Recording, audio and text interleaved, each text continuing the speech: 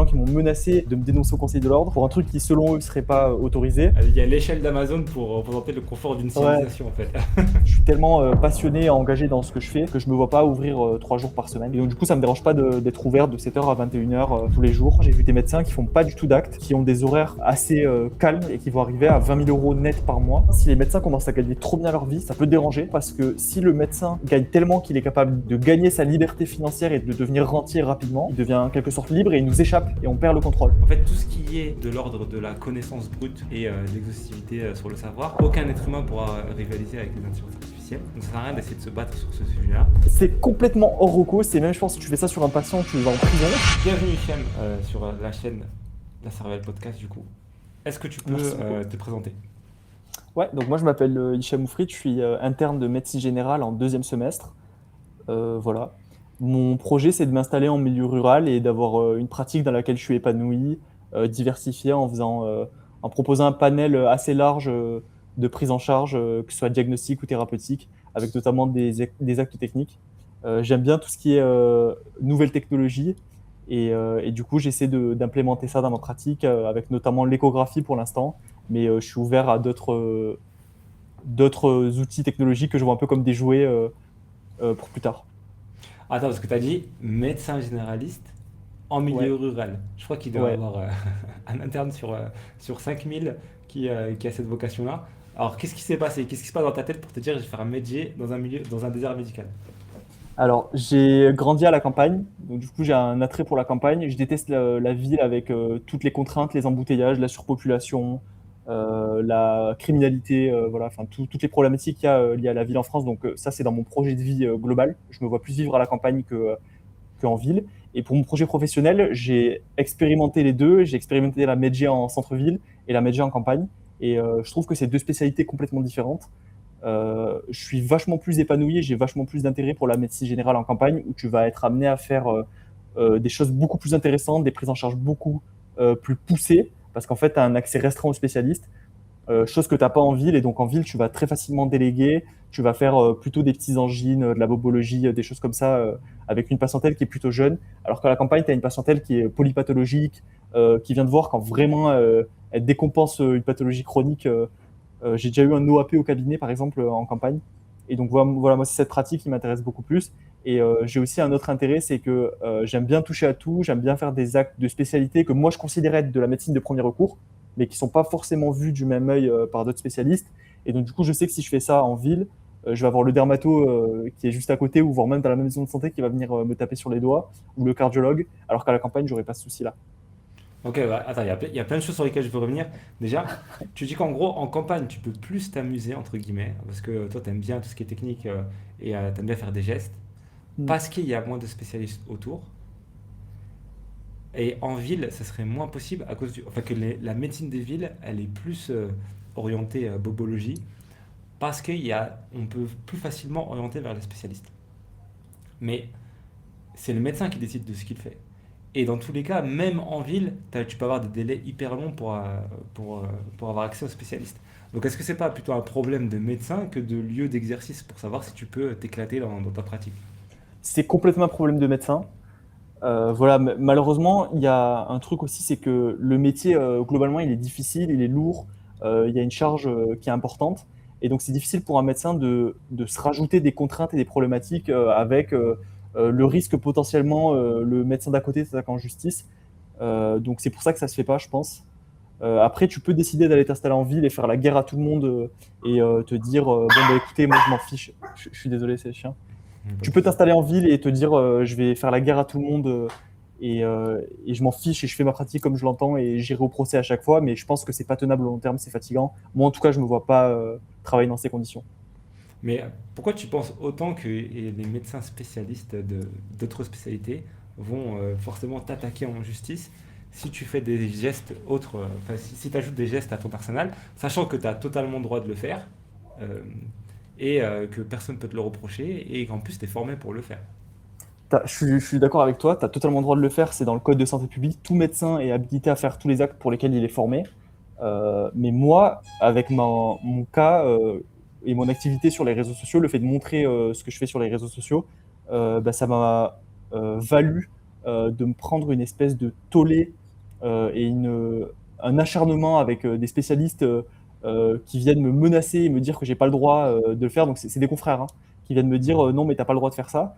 Et donc du coup, le simple fait, enfin avec ma position actuelle en tant qu'interne en deuxième semestre, déjà je commence à me prendre ce type de menaces et d'avertissements. Il y a des gens qui m'ont menacé de me dénoncer au Conseil de l'ordre pour un truc qui selon eux ne serait pas autorisé. Il y a des gens qui ont tagué le Conseil de l'ordre sur mes vidéos. Et donc du coup, il y a une journée par exemple en particulier, après avoir posté une vidéo qui a bien marché, je me suis pris, je pense, une quarantaine de commentaires négatifs, de menaces et de choses comme ça. Et donc, du coup, je me dis que si déjà ça commence alors que je suis même pas installé et que je fais pas encore des trucs de fou, je suis pas encore, j'ai pas encore atteint la limite de ce que je me vois faire, ben, ça va être compliqué, tu vois. Et donc, j'ai cette problématique-là. Et donc, je fonctionne un peu en anticipation et donc je crains le pire. Et donc, c'est ces éléments-là qui me font penser que je vais avoir des complications et des problèmes en touchant un peu aux actes de spécialité, qui, encore une fois, pour moi, sont de la médecine de premier recours. Ouais, en plus même, un médecin généraliste doit pouvoir faire tous ces actes-là. Donc, si, en gros, si on résume de quel acte on parle de maîtriser un peu l'échographie. C'est ultra utile dans son cabinet. Il y a des diagnostics qui sont hyper simples à l'échographie et tu n'as pas besoin d'attendre 2 3 semaines d'avoir un rendez-vous dans les cabinets de radiologie qui sont blindés parce qu'il manque de radiologues comme de toute spécialité. Il y a la chirurgie dermatologique, les infiltrations, donc articulaires. Est-ce que tu as d'autres gestes en tête? Je vais avoir tous les actes de dépistage des pathologies de diagnostic, donc par exemple la polysomnographie, enfin, la polygraphie, le dépistage de l'apnée du sommeil, Ouais. euh, les examens de dépistage de la surdité, l'audiométrie, Mhm. un rétinophotographe pour faire du dépistage de pathologie de la rétine ou du suivi de rétinopathie diabétique, la dermatoscopie qui va avec la chirurgie dermatologique. Voilà, donc c'est des actes qui, selon moi, rentrent dans le cadre de la médecine du premier recours parce que les missions, faut raisonner, je pense, en termes de missions. Les missions, pour moi, la mission première du médecin généraliste, c'est de faire la prévention, le dépistage et le suivi. Ça, c'est les missions du médecin généraliste. Et donc, pour moi, tous les actes qui rentrent dans ces missions-là, eh bien, en fait, sont à ma portée. Donc, Mhm. il y a aussi autre chose. Je t'en avais parlé, moi, j'adore la technologie, j'adore l'innovation. Et donc, j'essaie d'intégrer ça dans ma pratique. Et j'ai une conviction personnelle, ça n'engage que moi, hein, qui est qu'avec l'innovation et l'amélioration des techniques, l'amélioration des performances, mais surtout de la sécurité, on va avoir accès en tant que généraliste à de plus en plus d'actes qui étaient réservés jusque-là à des spécialistes avec un plateau technique. Je vais te donner un exemple concret, c'est par exemple tout ce qui est écochirurgie. Avant, pour opérer un canal carpien ou une maladie du Dupuytren ou un dos à ressaut, il fallait passer au bloc opératoire, il fallait que ce soit un orthopédiste qui le fasse avec une anesthésie générale parfois et un plateau technique. Maintenant, avec l'échographie qui a une résolution de plus en plus performante, on va pouvoir faire des chirurgies mini-invasives où on va faire une mini-incision et venir libérer une compression nerveuse avec simplement une aiguille ou un mini-bistouri et faire une mini-incision avec une anesthésie locale dans des conditions d'asepsie qui sont accessibles au cabinet, donc pas forcément au bloc opératoire. Et donc, j'ai cette conviction-là et je vais me former dans ce sens. Et donc, je pense que ça va devenir très, très intéressant pour nous. J'ai un autre Mhm. exemple, c'est par exemple qui est marquant et euh, qui est un peu comparable, je pense, et qui va s'ouvrir à toutes les spécialités. C'est par exemple la révolution de la cardiologie interventionnelle, où les cardiologues se sont accaparés, qui sont des médecins, se sont accaparés une partie du travail des chirurgiens thoraciques, des chirurgiens cardiaques. Et ça a été permis grâce à l'innovation technique avec l'imagerie, la radiographie et les techniques percutanées interventionnelles. Donc voilà, je Ouais, pense qu'il va se passer un peu ça dans. Ouais. en gros, avec l'avancée des technologies, il y a une simplification des gestes qui permet de les rendre accessibles à un plus grand nombre de médecins qui ne sont pas Mm. surspécialisés dans ces domaines-là. Et donc, ça Ouais. serait la même chose avec des actes. En fait, il y a plusieurs étages et les étages ils correspondent à l'accessibilité technique des gestes. Et donc, avec l'échographie, donc avant, il fallait des grosses machines à plusieurs dizaines de milliers d'euros pour faire. Alors que tu n'as pas forcément besoin d'autant de précision et de technologie pour les trucs du quotidien. Et là, maintenant, Mm. tu peux avoir des échographes euh, au moins miniaturisés, voire même portables. Bon, ils n'ont pas la même résolution, mais tu peux déjà commencer à faire des diagnostics intéressants avec ça sans avoir besoin d'aller les envoyer dans des centres spécialisés. Ouais, Donc, en complètement. fait, c'est intéressant ce que tu dis. J'ai le droit de faire tout ça. Il y a des formations pour faire tout ça, à destination des médecins généralistes. Donc, la loi est de mon côté, l'information est de mon côté, mais il y a une sorte de pression des confrères sur une sorte de concurrence malsaine qui empêcherait de faire ça. Mais ça, c'est une sensation que tu as avec les réseaux. Mais tu sais qu'avec les réseaux, on voit surtout le négatif. Plus tu es clivant, plus tu vas avoir des vues. C'est facile aussi de parler, d'envoyer un tweet, mais d'aller à l'ordre poser une plainte sur un truc que de toute façon il a le droit de faire. Est-ce que tu vas vouloir aller plus loin, faire des dossiers, etc. Pourquoi est-ce que tu penses pas que juste je laisse couler, il n'y a pas de risque? Parce que voilà, je répète, tu as le droit de faire tout ça. Et pourquoi ça te fait autant stresser, entre guillemets, se dire qu'il y a toute cette pression des médecins autour? Alors c'est dans mon tempérament, je suis quelqu'un d'assez anxieux et c'est peut-être une qualité ou un défaut, mais c'est que j'anticipe beaucoup et donc je me projette vachement et pour moi c'est le fait d'avoir un peu cette épine dans le pied ou cette menace en tout cas, ça fait que je me sens obligé de prévoir un plan B et je me sens obligé d'un peu imaginer le pire scénario. Peut-être que j'ai tort, peut-être que je vais jamais avoir de soucis, que ça va bien se passer, mais voilà, c'est pour l'instant, c'est quelque chose que je crains, que je redoute un petit peu en tout cas, et dont je me méfie. Mais peut-être ça va très bien se passer, hein. Peut-être que je Hmm. fantasme, mais on verra. Mais en tout cas, je fais en fonction des retours que j'ai en ce moment. Ok. En dehors de toutes les possibilités qu'on peut avoir dans les déserts médicaux, qu'est-ce qui te plaît aussi dans ces zones-là? Le cadre de vie, la tranquillité, les loisirs qu'il y a. Moi, mes loisirs, ils se passent plutôt à la campagne plutôt qu'en ville. Voilà, j'aime la chasse, j'aime les sports mécaniques, automobiles, que ça soit les voitures ou les motos, les choses comme ça qui se prêtent plus à la campagne. Euh, J'aime la qualité de vie aussi, pas de pollution, pas d'embouteillage, voilà, un peu tout globalement. Et puis je trouve que les contraintes qu'on avait avant à la campagne, on les a plus trop aujourd'hui. Avant, tu étais complètement coupé du monde quand tu vivais pas dans une grande ville. Maintenant, on a la 4G, la fibre partout, donc on a une connexion Internet partout. On a Amazon qui livre partout. Voilà, je trouve qu'on n'a plus les contraintes qu'on avait avant et il reste que les avantages. Ok. Amazon qui pèse lourd sur la, sur la balance. C'est incroyable. T'es chez toi à la campagne, t'as, je sais pas moi, une fuite d'eau ou un truc comme ça, ils te font un outil. Bah, avec Amazon, tu te fais livrer le lendemain, voire parfois le jour même. Alors qu'avant, maintenant, t'es obligé de faire, enfin, avant, t'étais obligé de faire 1 heure ou 2 heures de route. Ça Ouais. joue beaucoup. Enfin, tu vois, je trouve que c'est représentatif du niveau de confort qui est accessible Ok. à la campagne. Ok. Il y a l'échelle d'Amazon pour représenter le confort d'une Ouais, civilisation en fait. ouais, bien sûr. Ok, ok. Et ben, ouais, ben après, tu peux te dire à la campagne, tu as cette image du médecin qui est trop sollicité parce qu'il est trop proche des patients, avec un cabinet qui est ouvert de 7h à 22h, des visites à domicile, même le week-end, et qui finit soit alcoolique, soit en burn-out. Euh, je suis désolé, mais c'est l'image qu'on en a. Ah, Alors, c'est vrai. qu'est-ce que tu as à me dire contre ça? Essaye de me Euh, convaincre d'aller à la campagne. je vais pas essayer de te convaincre. Je pense qu'il y a du vrai, il y a beaucoup de vrai. C'est un des inconvénients. Tu l'acceptes ou tu l'acceptes pas. Je pense que c'est toujours possible de poser tes limites. C'est toi Ouais. qui décides au final la distinction que tu fais entre ta vie pro et ta vie perso. Et c'est à toi de poser tes limites et à pas forcément donner ton adresse au patient ou à refuser ou sanctionner ça pour les patients qui abuseraient. Euh, Moi, c'est quelque chose qui me dérange pas pour l'instant. Après, peut-être que je vais changer d'avis, mais je suis tellement passionné et engagé dans ce que je fais que je me vois pas ouvrir 3 jours par semaine. Je pense Hmm. on en avait déjà discuté. Moi, les horaires, ça me dérange pas d'avoir un large niveau horaire et je prends tellement de plaisir dans ce que je fais et dans le travail que, bah, en fait, je vois pas ça comme quelque chose de pénible. Et donc, du coup, ça me dérange pas d'être ouvert de 7h à 21h tous les jours et de travailler même le week-end tant que c'est un plaisir. Pour l'instant, ça me dérange pas. Peut-être que je vais changer d'avis quand j'aurai des enfants. Peut-être que je vais me C'est ce que fatiguer. j'allais Et là, dire. dans ce cas, j'y réfléchirai à ce moment-là. Euh, Moi, je pense que j'aurais pas de difficulté à cadrer. Je suis quelqu'un d'assez sévère. Je peux être assez sévère. Donc, je pense que Hmm. j'aurais pas de mal à cadrer ça.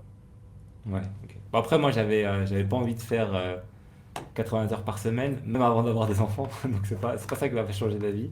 Ok. Mais c'est vrai que ça peut jouer sur la balance. Après, le problème qu'il y a aussi sur la campagne, c'est les visites à domicile. Est-ce que toi, c'est un truc qui te travaille? Parce que moi, je sais que j'ai détesté ça quand j'ai fait mes stages. Mm. Pourtant, c'était pas en zone vraiment très reculée, hein. C'était à La Réunion, donc ça allait. mais j'ai détesté ça. Toi, qu'est-ce que tu en penses du coup des visites? Je sais qu'il y a plein Euh, d'internes qui ont horreur de ça. J'en ai pas horreur, c'est pas mon grand kiff. Mais c'est pas la chose que je préfère non plus. Je préfère être au Mm. cabinet, je trouve qu'on est vachement plus efficace. Je t'explique comment je le vois. Je me vois pas faire des visites de manière systématique. Je le vois faire je me vois faire des visites de manière compassionnelle à des patients que que je suis depuis longtemps et chez qui on peut pas faire autrement, qui peuvent vraiment pas se déplacer au cabinet. Et je le ferai vraiment pour rendre service, mais j'ai pas envie d'habituer les gens à ça et de faire des visites alors que c'est pas nécessaire. Ok. Et donc pour toi, Voilà. c'est quoi l'idéal, un cabinet qui tourne idéalement, ça ressemble à quoi? Alors, un cabinet qui tourne de manière. Mon emploi du temps parfait, je pense que je travaillerai 5 jours et demi par semaine, peut-être 6, je verrai. Euh, je ferai du sans rendez-vous essentiellement, 2 ou 3 jours par semaine. Et je me garderai un créneau le mardi après-midi ou le mercredi après-midi, par exemple, pour les consultations compliquées, où là, je mettrai des consultations toutes les 30 minutes, voire toutes les 45 minutes, pour les cas où il y a vraiment besoin de faire du temps, de faire des examens, de faire de l'échographie. Euh, je te l'ai pas dit aussi, mais je me vois bien acheter un automate de biologie médicale pour avoir CRP, NFS, tu vois, des choses un peu basiques en capillaire. J'ai vu ça à l'hôpital, je trouve que ça marche très très bien.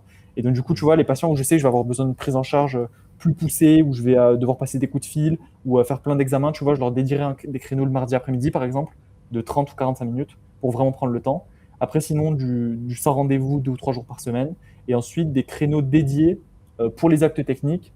Dans les actes techniques, je compte les échographies, mais il peut y avoir les infiltrations, les chirurgies dermatologiques, les actes de dépistage avec l'audiogramme, rétinographie, tout ça. Et il y a autre chose dont je t'ai pas parlé, moi je ne me vois pas travailler seul, je me vois bien travailler, bon déjà potentiellement avec un autre médecin, mais surtout avec une assistance médicale ou un assistant médical, pour déléguer un maximum d'actes qui sont, je trouve, une perte de temps pour le médecin. Je trouve que c'est dommage de autant s'être formé, d'avoir passé autant de temps à faire des études pour faire des choses basiques comme un MMSE, le test de la mémoire, qui peut être complètement délégué à quelqu'un qui est dans le Mhm. paramédical. Euh, et donc, je me vois bien travailler avec une assistante pour m'aider, pour me préparer les chirurgies, par exemple, le matériel, ensuite faire les pansements, pour m'assister aussi sur les actes et pour faire tous les actes qui sont délégables. Donc voilà, je me vois travailler dans cette configuration-là. Et ensuite, il y a quelque chose que je commence à toucher du doigt et qui commence à m'intéresser, pour lequel je vais me former à l'avenir. Je te le dis en exclu, hein, c'est l'expertise médicale en dommages corporels. Donc je me Ok. vois bien faire. C'est un peu du droit médical. Enfin, c'est un peu différent de la médecine clinique où on fait des gestes sur les gens. Là, c'est plus. Il y a un côté légal qui me plairait bien, je pense. Et du coup, je me vois bien faire ça peut-être 2 heures par semaine, je sais pas, le vendredi soir par exemple, ou le samedi matin. Comment Donc ça se voilà, passe? comment ça se passe? Alors, ça dépend, tu as plusieurs spécialités. Moi, j'aimerais me spécialiser en expertise dommages corporels euh, dans les actes médicaux. Et donc, tu as les patients qui viennent, tu les reçois une première fois en consultation et tu fais un bilan de ce qui s'est passé et tu fais un état des lieux des lésions qu'ils ont. Et ensuite, tu les accompagnes dans leur démarche pour se faire indemniser, euh, pour porter une plainte ou quoi. Et donc, du coup, c'est vraiment plus un côté légal de la médecine qui me plaît pas mal et qui m'intéresse aussi. Et je trouve que c'est pas mal d'avoir ça. Euh, et je me vois bien, tous les actes dont je te parle, je les proposerai uniquement à mes patients. Tu vois, genre, je ne veux pas être un technicien et faire des échographies pour d'autres médecins. Ça serait pour ma Ouais. patientèle. Mhm. Mais cette activité-là, je la vois bien ouverte à tout le monde et ça me permettrait d'avoir une ouverture sur d'autres patients et varier un petit peu et aider les gens d'une autre manière. Ok, Voilà. donc je vois, tu as déjà vraiment un truc optimisé en tête. Tu es au début du deuxième semestre, mais tu sais déjà comment tu veux que ton cabinet tourne. Et ça me fait penser à ce côté optimisation. Ça me fait penser à l'autre casquette que tu as sur les réseaux, où tu commences à parler plutôt du côté financier de la médecine. Ok. Donc la question qui me brûle, où on s'est fait allumer la dernière fois avec le docteur Morgana Aldo sur ton podcast, quand on a dit que certains médecins touchaient 20 000 euros par mois, net. Et j'en ai vu, il en a vu, mais les gens, ils peuvent pas, je sais pas pourquoi, ça ne rentre pas dans leur logiciel. Toi, est-ce que tu as déjà vu des cas similaires? Et si oui, est-ce que tu peux nous dire comment ça se fait en fait? Comment c'est possible? Alors, je vais te dire, moi, j'en ai vu plusieurs. Alors, le premier cas, c'est un médecin qui fait beaucoup d'actes, qui a une pratique de laquelle moi j'aspire à avoir. C'est le médecin qui a un panel de compétences tellement large qu'à chaque fois qu'il y a un patient qui vient, pour un motif quelconque, et ben, il est capable de faire une prise en charge tellement poussée qu'il va aller jusqu'à l'acte de spécialiste. Et donc, du coup, en plus de sa consultation, il est capable de reconvoquer derrière pour faire l'acte que le spécialiste ferait. Ça, combiné à un nombre d'heures important hebdomadaire, ça fait que bah, ces médecins-là, ils peuvent arriver à du 30, 40 000 euros par mois brut Brut. Mm. de bénéfices bruts, donc bénéfices avant impôt, chiffre d'affaires encore plus important. Donc j'ai vu ça d'une part. Et d'autre part, j'ai vu des médecins qui font pas du tout d'actes, qui ont des horaires assez calmes, donc c'est-à-dire qu'ils vont faire du 9h midi, 15h 18h, 4 fois par semaine, qui vont pas du tout faire d'actes et qui vont arriver à 20 000 euros net par mois avec en fait parce qu'ils sont en désert médical et donc du coup ils vont avoir un taux d'imposition qui est très faible voire nul. Ils vont être subventionnés de manière très importante. Ils vont toucher des aides multiples et surtout ils vont faire des visites à l'EHPAD une fois par semaine. Et donc du coup avec un rythme de travail, une quantité de travail qui est quand même assez faible, ils doivent être je pense à moins de 30 heures par semaine. Ils arrivent à 20 000 euros net par mois. Donc il y a tout un contexte, le fait qu'ils soient en désert médical, qu'ils aient beaucoup de demandes, le fait qu'ils aient des aides et des subventions et donc qui augmentent leurs bénéfices d'un côté et un taux d'imposition qui est Diminuer les très faible charges. de l'autre, voilà, et des charges très, très faibles. Ah oui, cabinet gratuit aussi, payé mis à disposition par la mairie, des aides pour l'assistante médicale, pour avoir une assistante médicale, donc son salaire est payé par la région ou la RS, je ne sais plus exactement. Les forfaits, parce que les gens ils parlent beaucoup des consultations, des revenus des consultations, mais quand on est généraliste, on est aussi payé par des forfaits en fait en fonction du nombre de patients que tu suis et dont tu es médecin traitant. Tu touches un forfait et donc ça peut représenter un montant très important, ça peut être 4 000 euros par mois, donc c'est non négligeable. Voilà, donc moi j'ai vu les deux et je comprends, enfin je vais pas dire que je comprends pas pourquoi les gens ça les irrite un petit peu, je comprends un peu en fait. Je pense qu'il y a cette notion en France où euh, surtout avec le contexte actuel où on manque de médecins, si les médecins commencent à gagner trop bien leur vie, ça peut déranger. De même, s'ils ont une autre activité à côté de la médecine, ça peut déranger aussi. Tout simplement parce que si le médecin gagne tellement qu'il est capable de gagner sa liberté financière et de devenir rentier rapidement, c'est problématique parce que le jour où on veut lui imposer quelque chose ou le contraindre, ben en fait, le médecin il devient plus corvéable ou ça devient plus, comment dire, euh, quelqu'un à qui on peut imposer des choses ou utiliser de la manière dont on veut, il devient en quelque sorte libre et il nous échappe et on perd le contrôle.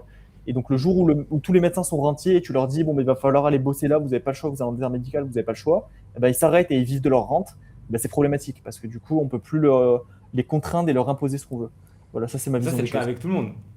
Peu importe le métier que tu fais, c'est sûr que si tu atteins un certain niveau de revenu et ensuite que tu sais bien investir ce revenu et que tu sais te créer un patrimoine, ce patrimoine-là te donne une rente, ça te donne une liberté, même géographique. Tu peux changer de pays, tu t'en fous, tu peux arrêter de Mm. travailler, tu fais ce que tu veux.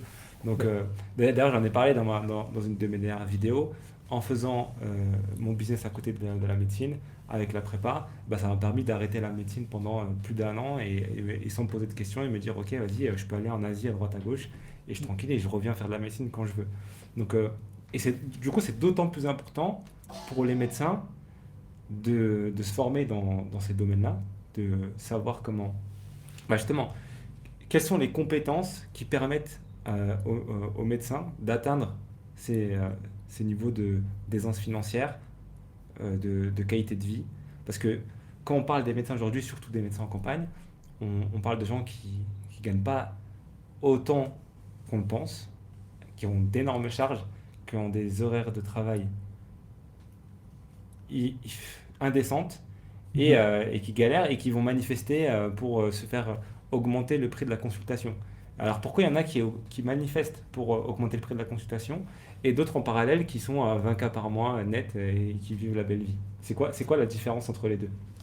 Ben moi, je l'ai bien senti cette différence parce que j'ai côtoyé les deux types de médecins et euh, ça m'a marqué en fait. Et ça m'a tellement marqué, c'est que j'ai voulu résoudre un peu cette un peu injustice, mais en réalité, c'est pas une injustice, c'est complètement juste. Il y a juste des médecins qui sont formés, qui ont fait les choses intelligemment, et d'autres à Merci. côté qui se sont laissés prendre par le système. Et donc, c'est pour ça que j'ai proposé mon audit et mon accompagnement. Mais en fait, il y a plusieurs raisons qui peuvent expliquer ça. La première, c'est la cotation. En fait, il y a deux médecins qui vont faire exactement la même chose, et ben, il y en a un qui peut gagner du simple au double. simplement en cotant bien les actes. Et ça, c'est complètement légal. Quand tu fais un acte, tu as le droit de le coter, c'est ton droit. Et il y a des gens qui sont pas à l'aise avec ça, qui sont complexés, ça les gêne de faire payer plus de 30 euros alors qu'ils ont fait un acte. Donc il y a cette chose d'une part. Ensuite, il y a tout ce qui est. Donc, ça, c'est les manières d'augmenter le chiffre d'affaires. Donc, l'optimisation, le fait de prendre une assistante, de déléguer certains actes qui sont délégables, le fait de se former pour augmenter son arsenal diagnostique et thérapeutique et proposer des actes qui sont plus lucratifs. Il y a ça. Il y a le fait de proposer des actes hors nomenclature qui sont donc beaucoup mieux rémunérés parce qu'ils ne sont pas encore bien cadrés. Donc, il y a tout cet aspect augmenter le chiffre d'affaires et le bénéfice. Et il y a l'autre côté, c'est diminuer ses charges, optimiser ses charges et sa fiscalité notamment, euh, donc son taux d'imposition. Donc il y a ces deux choses-là. Et donc en ayant la même pratique, tu peux gagner vraiment du simple au double en fonction de comment tu t'y prends. Il y a un truc sur lequel je voudrais insister, c'est que faut qu'on fasse très attention à la manière dont on s'y prend parce que déontologiquement et je crois même légalement, la médecine ne doit pas être exercée comme un commerce. Et donc il faut qu'on fasse très attention à la manière dont on présente les choses. Mais moi, je pense que c'est dans l'intérêt de tous qu'un médecin soit rémunérés de manière décente pour investir dans du matériel et proposer une meilleure prise en charge, pour avoir une activité qui est pérenne, parce qu'un médecin qui fait un burn-out et qui arrête de travailler, en fait, c'est un médecin de moins. Et quand on voit le temps qu'il faut pour former un médecin, au final, c'est le patient qui est perdant. Et donc, le fait de rémunérer les médecins à sa juste valeur, c'est une bonne chose et c'est dans l'intérêt du patient. Et c'est le patient qui est gagnant à la fin. Et la société Ah, il y a un aussi. truc que j'aime beaucoup, un truc qui est vraiment, c'est c'est ça qui me marque le plus, c'est que les médecins vont. En plus, il y a il y a une sorte de paradoxe où donc t'as les médecins qui vont manifester pour demander à l'État d'augmenter leurs conditions de vie, d'augmenter leur qualité de vie, leur salaire, leur rémunération, alors que l'État a déjà mis en place un système qui permet aux médecins de très bien gagner leur vie. Donc c'est pas un problème de règles, c'est un problème de compétences et de connaissances envers les médecins, et toute spécialité confondue. Parce que pareil, j'imagine que chez les ophtalmologues, il y en a qui gagnent beaucoup, beaucoup plus que d'autres parce Bien qu'ils sont sûr. plus malins en fait. Ça. Ouais. Donc il y a déjà, le système est déjà en place, c'est un problème de connaissance, mais en même temps, les médecins qui vont utiliser bien comme il faut le système, ils sont stigmatisés par ceux-là même qui demandent à l'État de les biberonner plus qu'avant. Donc en fait, quand tu... C'est comme si se responsabiliser, c'était mal vu, parce que ça montre aux autres à quel point ils ont échoué à se responsabiliser. Et c'est toujours l'État qui doit améliorer même mes conditions, qui doit améliorer le prix de la consultation, etc. Qu'est-ce que tu penses de ça? Je trouve que c'est malheureux, je suis d'accord avec toi. Euh, Il y a cette espèce de non-confraternité où les gens ils vont se tirer dans les pattes et au lieu de se soutenir en fait on est tous dans le même bateau, on a tous le même combat, on veut tous la même chose, c'est les meilleurs soins pour les patients et aussi une bonne qualité de vie parce que je trouve qu'on le mérite et c'est normal d'être rémunéré à notre juste valeur au vu des responsabilités et des compétences qu'on a. Mais les gens ils vont se tirer dans les pattes et ils vont se saboter et être complètement non confraternel quand on parle de ces sujets-là. Et je trouve ça vraiment dommage. J'ai toujours pas compris pourquoi. J'ai pas d'explication. Mais ça, Mais tu sais que c'est pas qu'en médecine, hein, c'est dans tous les corps de métier. C'est vraiment une en mentalité France, à la française, ouais. à la française, ouais, ouais, c'est vraiment Mm. dommage. Parce Je que le ça tire tout le déplore. groupe vers le bas finalement. Ouais, ouais, bien sûr, ouais. Parce Mm. que j'ai vu la même chose par exemple chez les avocats, où pareil, il y avait quelqu'un qui était spécialisé dans le fait de... Parce que les avocats, ils galèrent plus que les médecins encore, Ah, je sais. et c'est vraiment une galère. Et c'est quelqu'un qui était spécialisé dans le fait de faire mieux gagner leur vie aux avocats. Et tu avais d'autres avocats qui sont eux-mêmes en galère et qui lui tiraient dans les pattes, oui, mais non, non, on fait pas ça pour l'argent, la déontologie, etc. Mais en fait, tu peux pas. Les deux sont pas dissociés. Regarde, toi, en Mm. premier, tu nous as parlé de quoi? Tu m'as parlé de je suis passionné, je veux faire beaucoup d'heures, je veux être dans les déserts, je veux travailler 6 jours par semaine. Et ben, tu veux aussi optimiser, très bien gagner ta vie. Il n'y a pas la passion versus la rémunération. Mm. Non, ouais, Donc ça, il faut complètement. vraiment que. Donc c'est vrai que c'est un truc sur. J'ai vraiment envie qu'on insiste dessus quand on fait des contenus, que ce soit dans le podcast ici, mais surtout toi aussi avec les contenus que tu fais. Donc en gros là, si j'ai bien compris, toi, tu es en train de tourner ton contenu vers comment aider les médecins à mieux optimiser ces aspects-là. Est-ce que c'est bien ça? Ouais, complètement. Hmm. Ce qui m'a eu fait un déclic, c'est qu'en fait, je l'ai fait gratuitement. Ça fait un moment que je le fais. Je l'ai fait avec un de mes maîtres de stage et j'ai vu les effets immédiats, vraiment. Non, Le je t'assure. stagiaire ultra rentable. Le stagiaire ultra rentable. Mais vraiment, vraiment. Et Alors, je c'était quoi vois les qu'il y a eu effets? un C'était déclic. quoi les Les effets, effets, justement? c'est augmentation immédiate du chiffre d'affaires et du Ouais. bénéfice par conséquent. Meilleur épanouissement, fierté, parce que je vais prendre l'exemple de la chirurgie dermatologique parce que c'était le plus marquant. Euh, Quand tu arrives et que tu as un patient qui vient il vient pour autre chose, je sais pas, un renouvellement de son traitement, tu prends le temps d'examiner sa peau, enfin tu as l'idée en tout cas, tu y penses, et tu vois une lésion suspecte, et tu l'enlèves, et on te dit au laboratoire, c'est un carcinome épidermoïde, et vous avez retiré en intégralité, les marges sont saines, mais c'est un sentiment indescriptible parce que tu reconvoques le patient et tu lui expliques, j'ai une mauvaise nouvelle et une bonne nouvelle à vous annoncer. La mauvaise nouvelle, c'est que effectivement, comme je le pensais, vous aviez un cancer de la peau. La bonne nouvelle, c'est que on a fait la biopsie pour le diagnostic et on l'a traité en même temps, donc vous êtes tiré d'affaire. Dans la même semaine. Donc, dans la même semaine, ouais. Enfin non, pardon, tu le convoques, tu fais la chirurgie et après, tu as le résultat un mois après. Donc je convoque Oui, un oui, mois mais je veux après, donc dire, dans le la même patient, oui, semaine, on a fait voilà. le diagnostic et le traitement, ouais. Ouais, c'est ça, dans la même Pas consultation même. le diagnostic, ouais. Ouais, On, on- on a retiré le cancer dans la même semaine, quoi. voilà. Alors que On a elle fait. aurait fallu envoyer chez le dermato qui est dans 6 mois. Ensuite, oui. Donc ça, comment c'est Mm. gratifiant et ça te donne le sourire et ça te donne une énergie pour continuer à travailler et ensuite ça te permet de tellement mieux encaisser les contraintes et les difficultés que tu vas avoir par derrière. Ça n'a pas de prix, genre même indépendamment de l'aspect financier, ça n'a vraiment pas de prix et c'est indescriptible et c'est valorisant dans ta pratique et les patients ils sont contents, ils reviennent avec une boîte de chocolat, tu vois. Moi je me fais insulter sur les réseaux et après mes patients ils m'offrent une boîte de chocolat une semaine après, tu vois. Et donc t'es gagnant sur absolument tous les plans, il n'y a pas que l'aspect financier genre j'en parle beaucoup, c'est vrai, parce que c'est chiffrable. Mais il y a d'autres avantages et bénéfices qui sont non chiffrables. Le fait d'éviter aux patients de subir une chimiothérapie ou une radiothérapie parce que son cancer il a métastasé au niveau des poumons, tu vois. Ça aussi, tu peux pas le quantifier en fait, mais c'est tellement valorisant et important. Et c'est pour ça que j'ai envie de partager ça. Mm. Je trouve ça vraiment incroyable. Et ça m'a trop Justement, fait plaisir de. comment ils réagissent les patients quand tu leur dis, bon, il faut faire une échographie, hop, tu sors ton échographe, tu le fais tout de suite. Ou quand on te dit, il faut biopsier, hop, tu sors le matériel, tu biopsies tout de suite. Est-ce que ça les étonne, en fait? Ça les étonne grandement. Ils sont là, mais vous êtes super, nanana. Ils comprennent pas trop. Moi, du coup, bah, quand je faisais de la dermato, je leur dis, bah, je peux vous le faire, moi. Et ils disent, mais je comprends pas, d'habitude, c'est le dermato qui le fait. Vous êtes dermato. Tu vois, il y a des gens, je leur ai dit non, et ils me disent, ils reviennent voir après, ils font, ah, vous êtes dermato, du coup, tu vois. Enfin, bon, il y a de l'incompréhension, il y a de l'étonnement et de la satisfaction. Ils sont vraiment contents. Et ils te le disent. Ils te le disent vraiment, mais je reviendrai, ou c'est super ce que vous faites, mais pourquoi tout le monde le fait pas? Tu vois, il y a ça aussi. Mm. Et moi, dans mon stage, ça a créé un peu un malaise parce que du coup, il y a un maître de stage qui me laissait faire tout ça et ils comprennent pas pourquoi le médecin d'à côté, on faisait pas ça. Mm. Mm. Tu vois, donc ça crée un peu ce malaise. Donc c'est difficile un peu pour les collègues qui le font pas, parce que Mm. du coup, quand le questionnement revient des patients, c'est dur un petit peu. Surtout quand tu as Mm. beaucoup d'ego, tout ça. Bon, je t'épargne tout ça. Donc les Mm. patients, ils sont très très contents. Et moi, quand je dis il va falloir faire une échographie, ils me disent je le vois souffler et je comprends pas. Je me dis est-ce qu'il est contre l'échographie? Et puis au moment où je lui dis bon, on va la Non, on faire va de le faire. suite, Mm. ah là, il est complètement soulagé. En fait, s'il pensait, il se dit je vais pas l'avoir avant 3 mois l'échographie. Sur mon endroit Ouais. j'étais, c'était 3 mois les délais pour l'échographie. Et donc, du coup, il était là.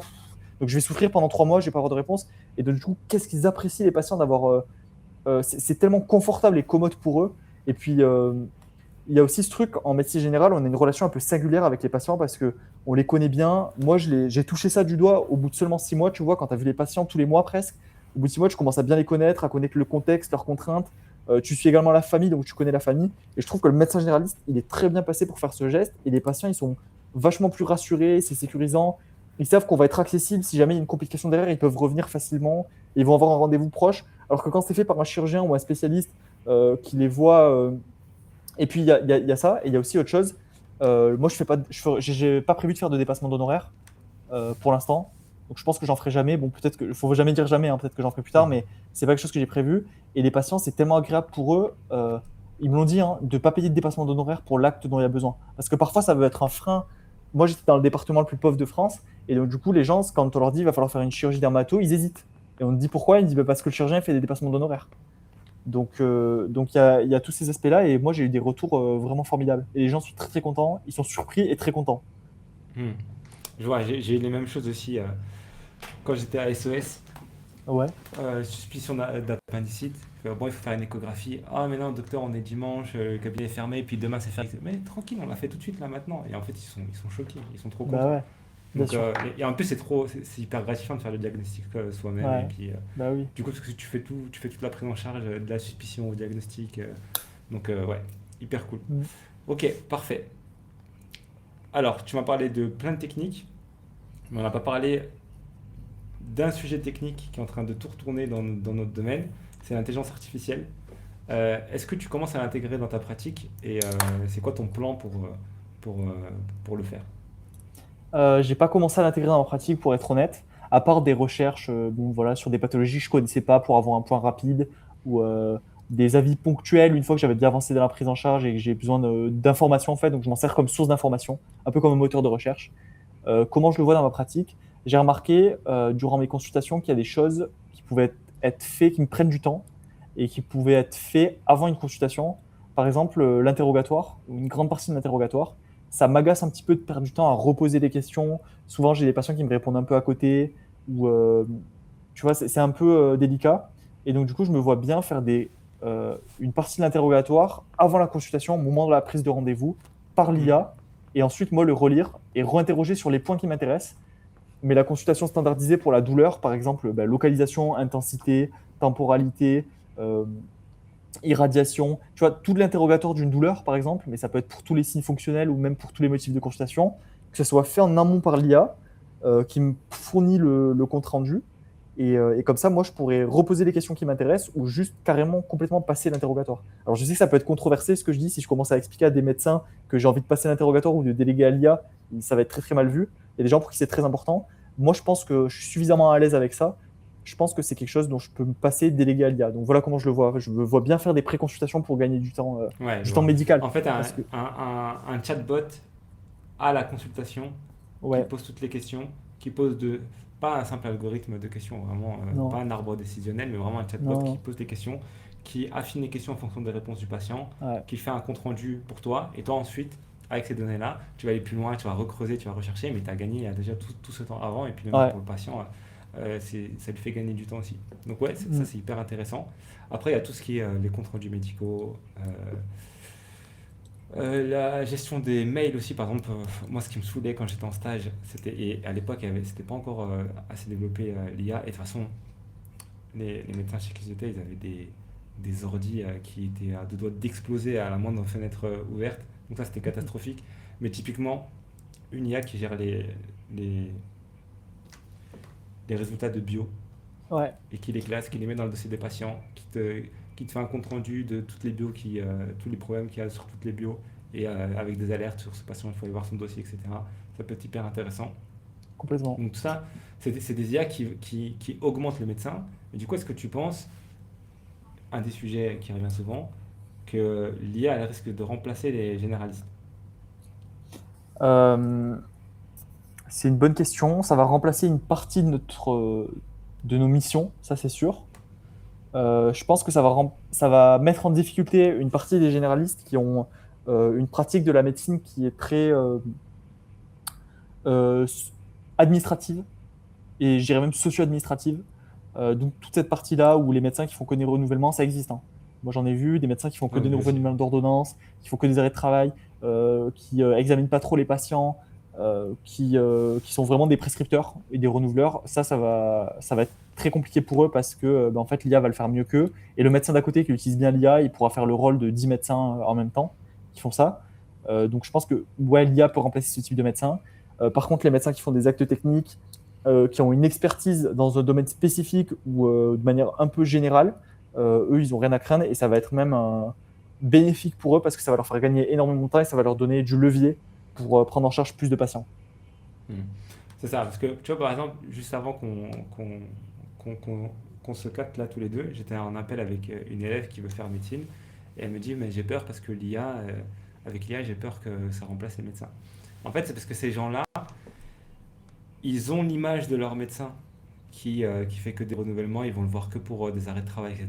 Et ils se disent, bah, du coup, le médecin, c'est ça. Et ça peut être remplacé par l'IA. Du coup, ils font le raccourci, bah, le médecin, il va être remplacé par l'IA. Mais en fait, il faut pas. Et pareil, d'autres médecins qui disent oui, mais non, on ne sera jamais remplacé par les IA parce qu'on est des experts, etc. En fait, tout ce qui est de l'ordre de la connaissance brute et de l'exhaustivité sur le savoir, aucun être humain pourra rivaliser avec les intelligences artificielles. Déjà, c'est déjà le cas. Donc, ça sert à rien d'essayer de se battre sur ce sujet-là. Non. C'est comment est-ce qu'on. En fait, le twist, il se passe sur l'application. C'est OK, comment j'applique ça avec ce patient-là, comment est-ce que j'interagis avec lui et les gestes techniques que je vais faire avec lui et Mm. diagnostic, etc. Parce que même dans les échographes, il y a de l'IA maintenant, il y a Ouais. vraiment de l'IA partout. Et pareil, ça Mm. aide les médecins en fait à aller plus vite, à faire des diagnostics plus intéressants et, et plus rapidement. Donc, toi, tu es plutôt optimiste sur l'évolution du métier. Ouais, carrément. En Mm. tout cas, je pense que enfin, ça sera comme toutes les révolutions, comme Internet, il y aura des gens qui vont adapter et qui vont grandement bénéficier, et il y aura des gens qui seront laissés à l'écart. Donc, Mm. moi, je suis optimiste, ouais, là-dessus. Ok. Et puis, Tu je pense dirais qu'il quoi va y avoir. Ouais, vas-y, je Ouais, t'écoute. pardon. Je pense qu'il va y avoir une autre grande révolution qui a déjà. Donc là, l'IA, c'est un peu la révolution du software. Et il va y avoir la révolution du hardware qui va nous ouvrir des portes immenses en médecine, je pense, dans tous les domaines, mais surtout en médecine. Et on a déjà un début de ça, c'est les impressions 3D. Je pense que les impressions 3D, les imprimantes 3D vont devenir de plus en plus performantes et efficientes. Là, pour l'instant, on est au stade prototype où c'est un truc, il te faut 4 heures pour imprimer un truc. Mais je pense qu'avec l'innovation des matériaux et de l'imprimante 3D, combiné à l'IA, on va pouvoir faire des choses incroyables en médecine. Je pense notamment à la réalisation d'outils sur mesure.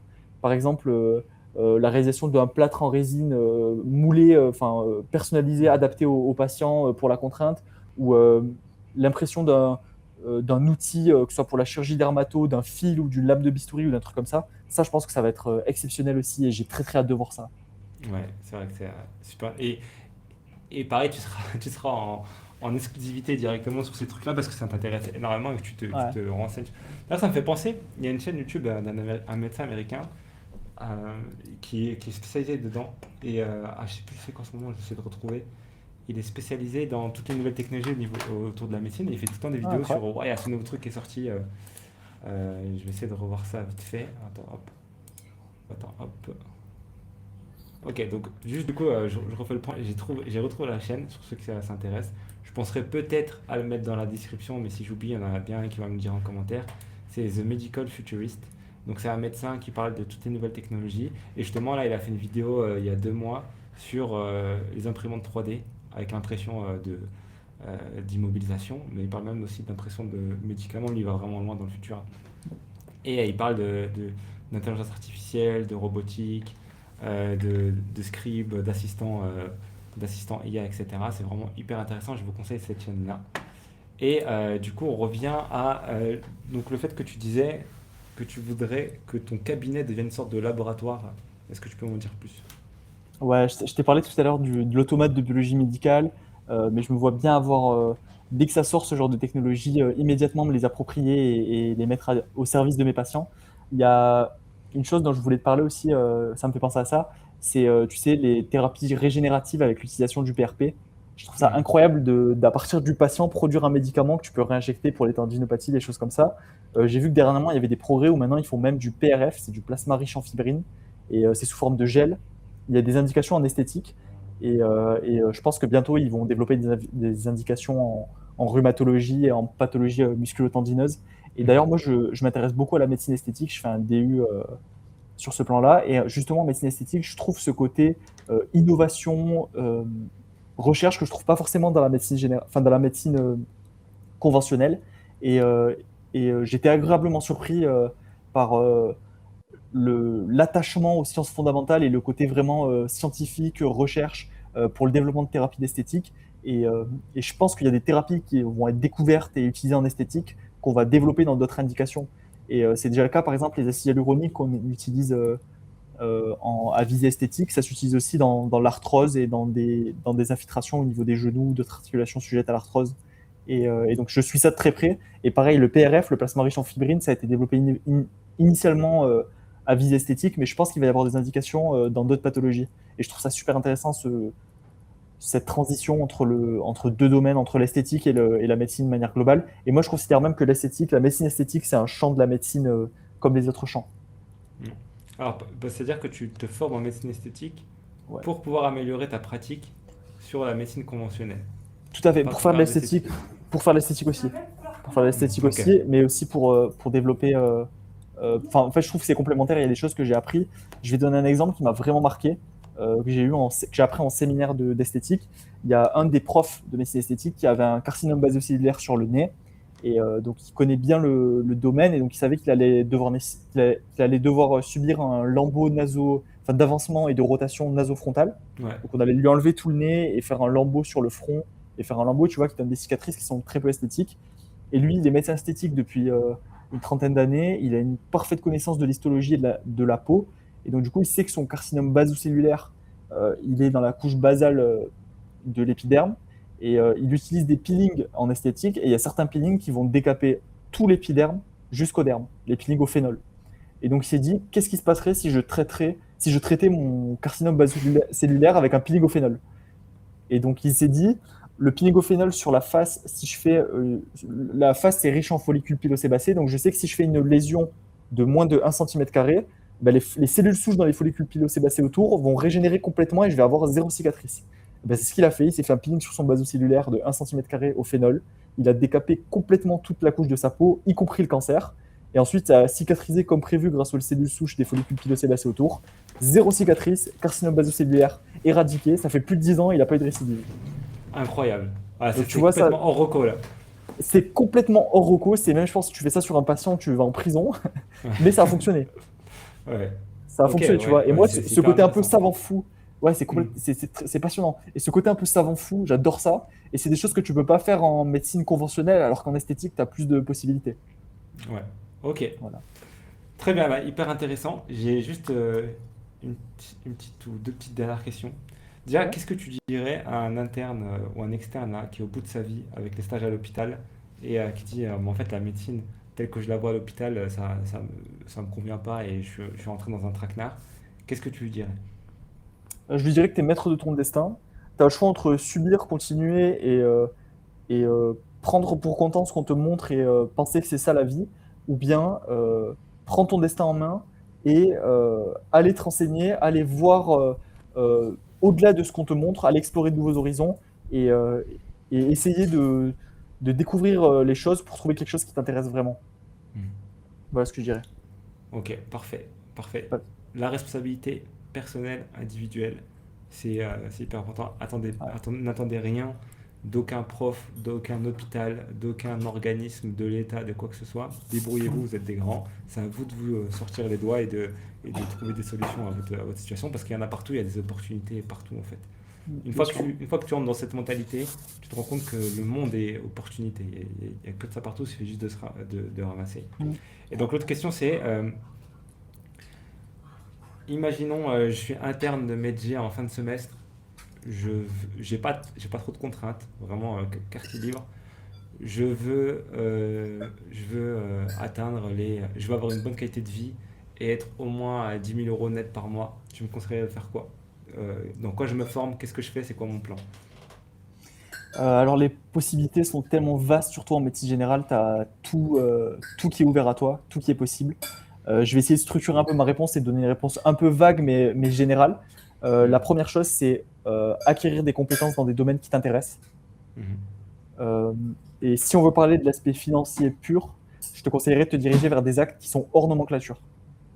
Voilà. Après, il n'y Mhm. a pas que ça, c'est un tout, mais c'est une piste que je te donne. Le deuxième axe, c'est de s'expatrier dans un pays où tes compétences sont mieux valorisées et où tu es reconnu à ta juste valeur.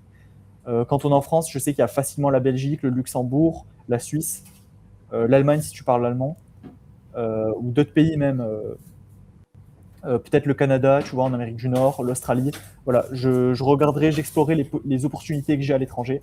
Donc, améliorer tes compétences, acquérir des compétences monétisables, t'expatrier à l'étranger, voilà, c'est les deux grands axes.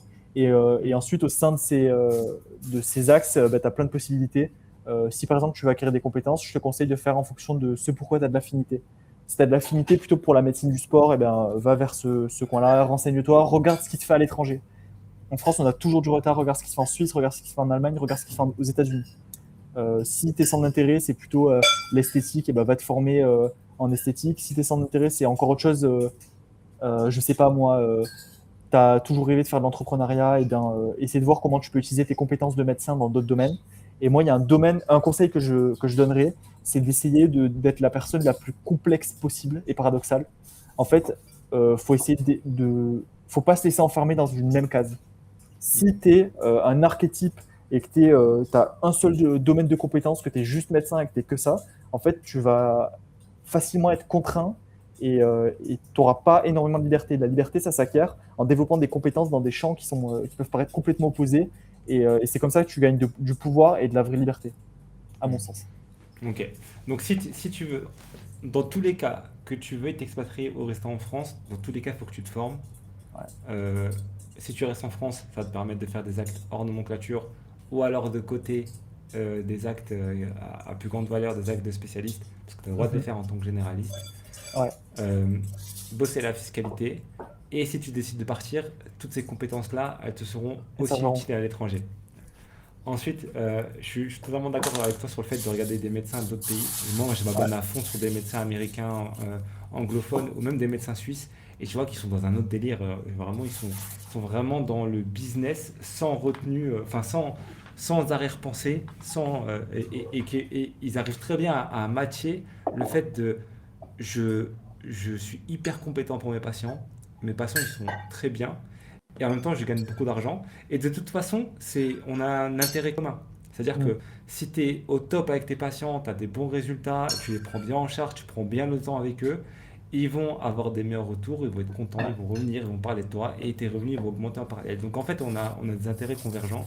Donc il ne faut pas se dire que c'est le méchant capitalisme versus les médecins, euh, par vocation Mm. qui ont le cœur sur la main et qui veulent que tout soit, qui veulent travailler gratuitement, quoi. C'est pas, Mm. au final, ce modèle-là, il fonctionne pas. D'ailleurs, c'est ce qu'on voit aujourd'hui.